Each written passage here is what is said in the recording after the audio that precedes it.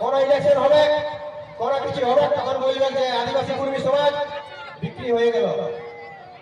কাজ যুব কমিটি থেকে বলছি, যুব কমিটির সম্পাদক দায়িত্ব নিয়ে বলছি, হ্যাঁ আমরা বিক্রি হতে রেডি আছি, আপনারা কিনতে পারবেন তো?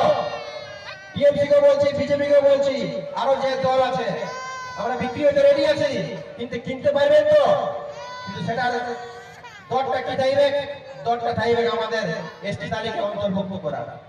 আমাদেরকে এসটি তালিকায় অন্তর্ভুক্ত করে দিন, আপনাদেরকে কিছু দিতে হবে না, আমরা সব কিছু ব্যবস্থা করে দিব, কিন্তু আমাদেরকে এসটি তালিকায় অন্তর্ভুক্ত করতে হবে।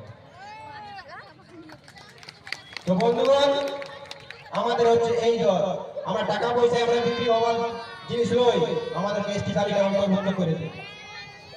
আমাদের কিছুদিন আগে যখন ফুলকুটি মূলমান্তা একটা বক্তব্য ভাইরাল হয়েছিল,